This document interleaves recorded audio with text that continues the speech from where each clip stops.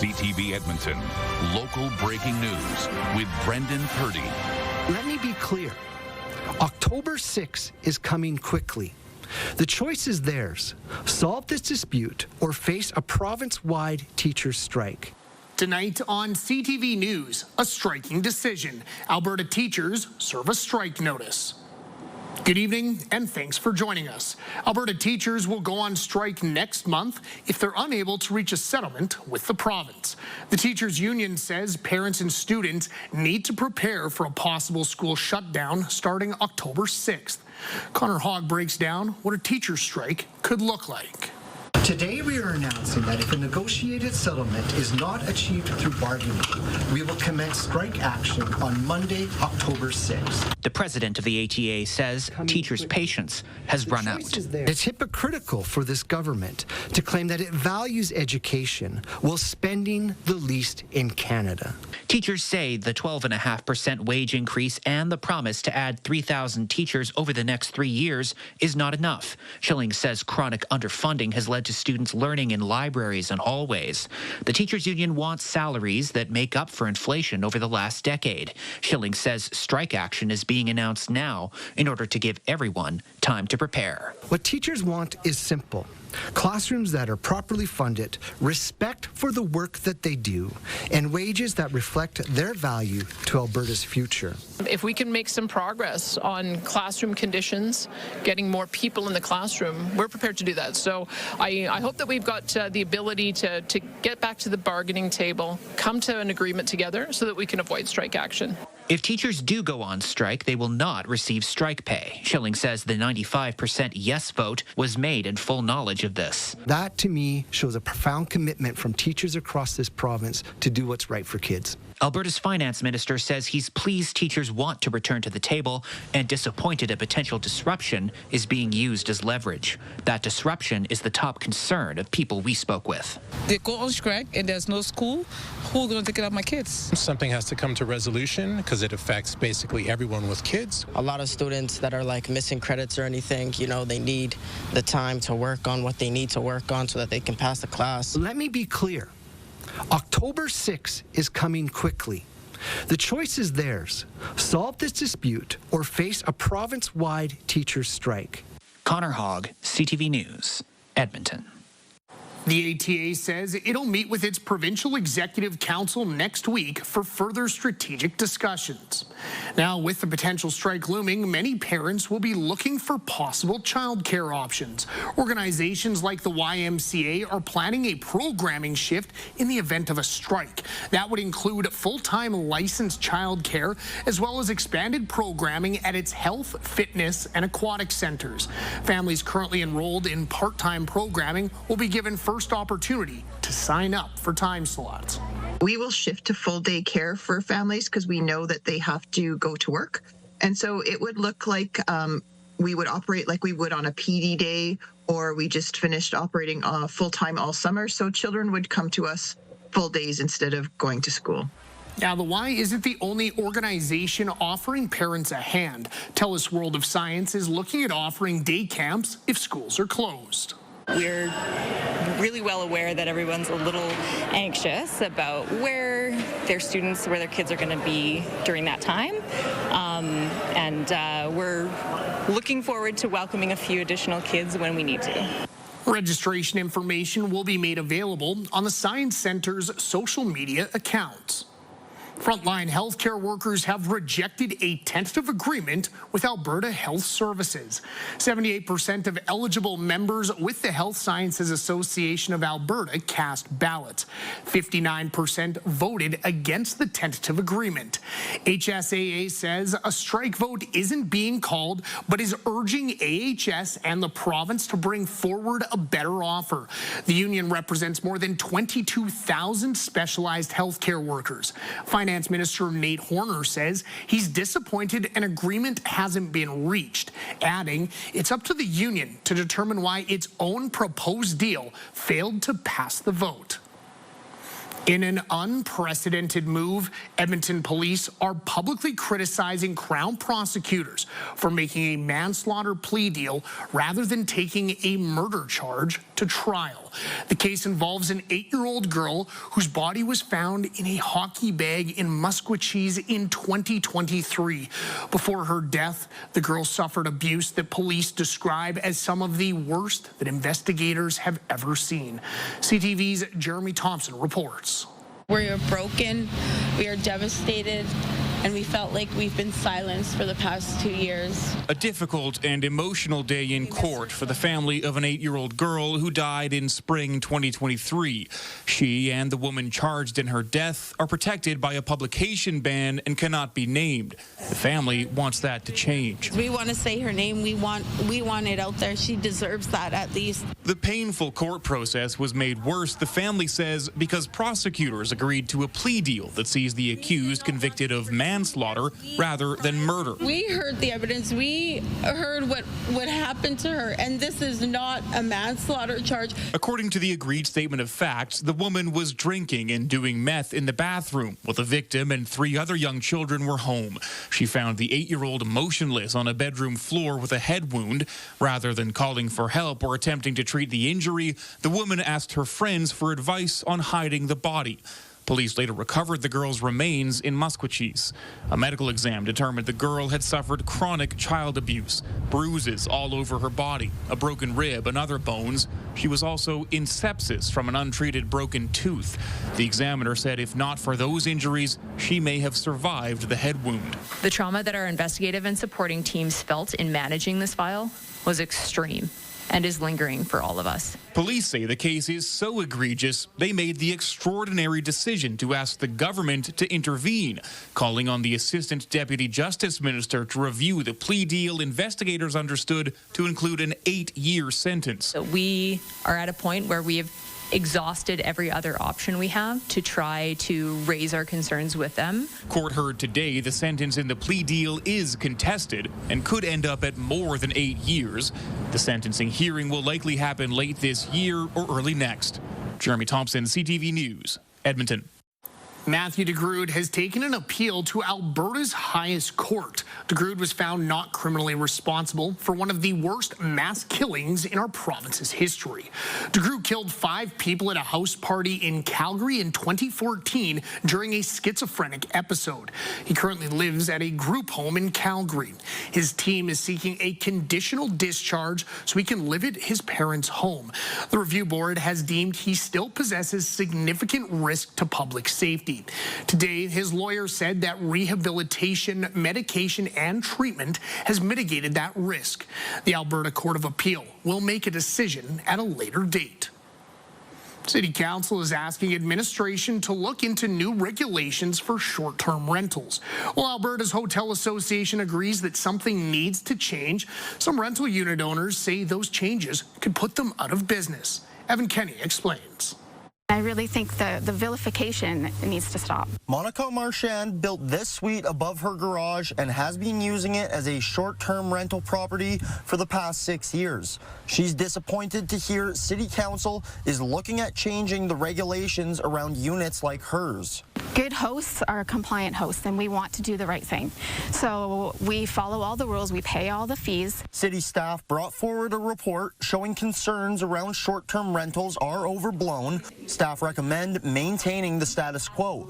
Council is ignoring that recommendation and is looking at regulating these rentals. We all need to be paying our fair share, and right now these short-term rentals are not. City Council is asking administration to look into mandating business licenses for platforms like Vrbo and Airbnb. That would force hosts to pay commercial taxes and create a system to hold problem properties accountable for bad behavior. The Alberta Hotel and Lodging Association supports the move. It would like to see the city implement a principal residence requirement. People and corporations that are buying up, tens and even hundreds of homes and condominiums around the city and renting them out on a nightly basis, that's not home sharing. That's a commercial enterprise. Other short-term rental owners say these spaces are an affordable option for visitors to have a different style of stay versus a hotel and helps homeowners make some extra cash. Marchand wants to keep offering her unit to people, but believes with a new tax, then I simply won't be able to afford it. It's expected to take another year for the city to draft new regulations. Evan Kenny, CTV News, Edmonton. A new road closure west of downtown is set to start next week. The city says it'll close 102nd Avenue from 130th to 132nd Street to start work on the Wellington Bridge. The avenue will be fully closed to all road traffic, pedestrians, and cyclists. The trail in the ravine underneath will also be closed for safety. The city says it recognizes that the West End has dealt with many construction and road closures, but the Wellington Bridge was built in 1932 and has reached the end of its lifespan. For this bridge, why is it done now? Like again, it's been on life support since 2014, so that we don't put these folks and all these businesses in the same experiences right after, 102nd Overgrowth Bridge. So that like 10 years, but like we can't hold it any further without jeopardizing safety. And this is something we're not willing to do. The city says the bridge replacement was coordinated with other area closures for LRT construction. The director of the Valley Line LRT says the project is on schedule, but some overlap was unavoidable. But as we see here on the Wellington, there's a recognition. There's a lot of road work the city needs to catch up on, and we, trying our best to sort of make sure not too much is on top of each other. But again, we had to start this bridge project this year in order for it to get done in a year. The Wellington Bridge replacement is expected to be done by October of 2026. Premier Danielle Smith wants Ottawa to either scrap or completely reform the country's temporary foreign worker program. The program allows employers to hire out-of-country employees to fill jobs when they're unable to hire qualified locals. It's recently come under fire from both sides of the aisle, and today the Premier weighed in. Smith alleges the program has contributed to Alberta's high youth unemployment rate and wants it scaled back. It's very, very clear that the temporary foreign worker program was meant for higher wage, higher skill workers. It was not meant to displace young people at those entry level positions. So I would say that the temporary foreign worker program needs to be repealed and replaced. Let's make sure that we're protecting true seasonal workers. Ottawa is reviewing the program. Prime Minister Mark Carney says he wants to bring the total number of temporary workers and international students to less than 5% of Canada's population, down from its peak of 7.25% last year. The federal government is paying to retrofit 59 townhouses in Edmonton to make them more energy efficient. The Green Municipal Fund aims to reduce building energy use for sustainable, affordable housing. The project will be completed at the Sundance Housing Cooperative in the Riverdale neighborhood. Improvements include new windows, doors, and roof solar panels. People can stay in their homes while construction is ongoing. That's a really important piece because a lot of times there's a concern about people having to move out and then come back in. What that means is that we're not only reducing their energy use through these retrofits, we're also making their energy bills much more affordable. The project will cost $11 million. Recent photos of a building in downtown Edmonton are reigniting conversations about safety in the inner city. As Merrick Takash tells us, a simple solution to a small problem has turned into a larger call for action.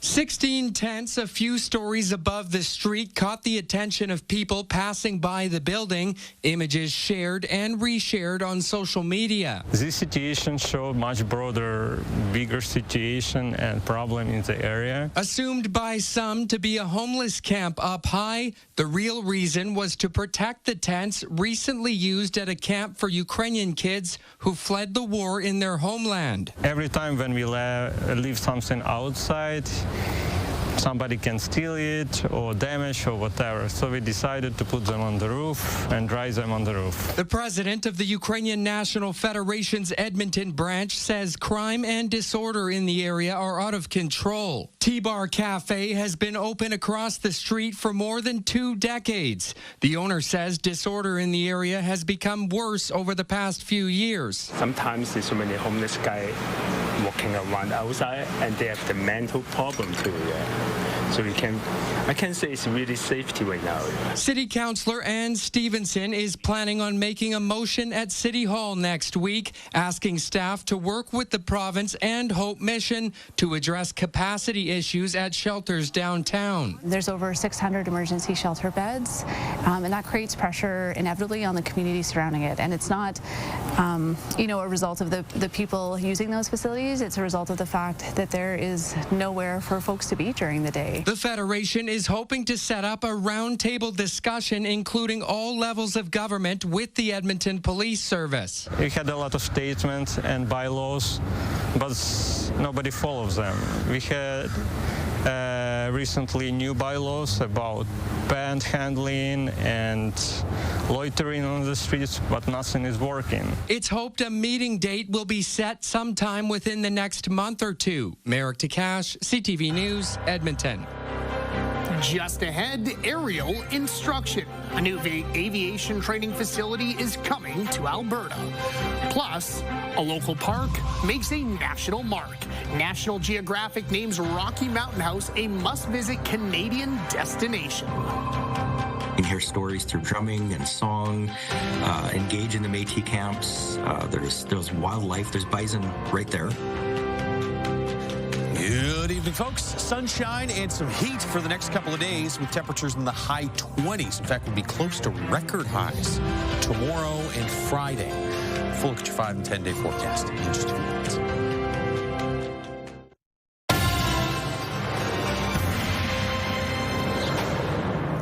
Welcome back. A new aviation training facility in our province will provide training grounds for thousands of pilots every year.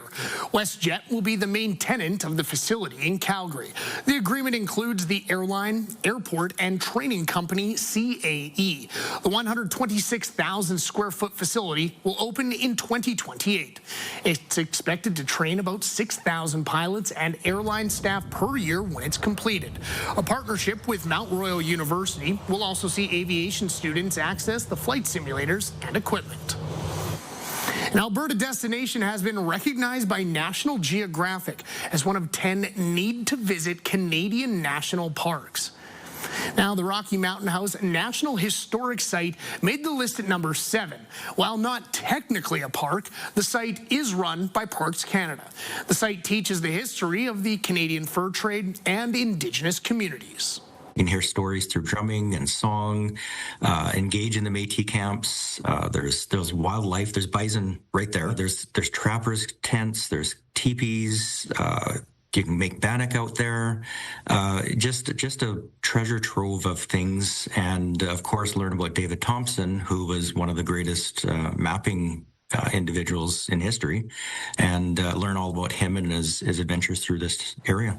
The area also offers skiing, hiking, biking, canoeing, and river rafting. Rocky Mountain House National Historic Site was the only Alberta destination to make the list. A number of birds native to Alberta are back where they belong after rescue and rehabilitation. The Alberta Birds of Prairie Centre in Lethbridge released them into the wild today. CTV's Carson Marsouk reports. 3, 2, 1. These birds are taking flight after spending months in recovery. The species that was most important to get on their way today are the Swainson's hawks.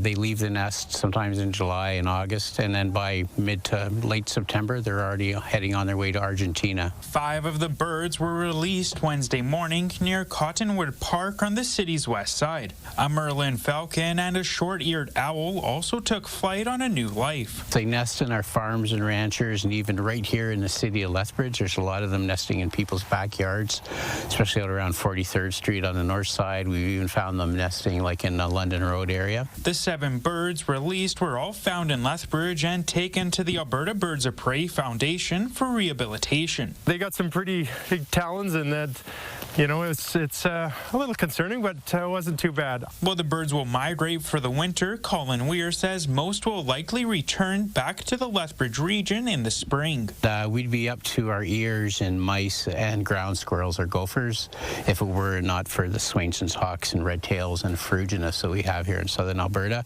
So tremendous environmental benefit and a very big benefit for the farmers and ranchers. The Birds of Prey Foundation takes in injured birds throughout the year. Weir says since the beginning, he's been able to release thousands of birds back into the wild. Carson Marsuk, CTV News, Lethbridge. A musical mentor to thousands of young Albertans has been honored with a Distinguished Artist Award from Alberta's Lieutenant Governor. Elaine Quilicini, is one of 3 winners. She's the founder and artistic director of the Calgary Girls Choir, which is celebrating its 30th anniversary this year. Since 1995, thousands of girls have gone through the choir. Quilicini says she was thrilled to be recognized for all of her hard work over the years. NASA says a recent discovery is the clearest sign yet of ancient life found on Mars. Today, we are really showing you how we are kind of one step closer to answering humanity's one of their most profound questions, and that is, are we truly alone in the universe? In a study released today, researchers tested a small sample of rock formed billions of years ago, obtained from one of NASA's rovers. The rock, covered in intricate markings, was found in a dusty riverbed on the red planet. Scientists believe the stones contain minerals associated with ancient Martian microbes. After the break, tough questions surrounding the Oilers. An Oilers star is a clue in a popular game show. Leon Draisaitl stars for this northernmost NHL team.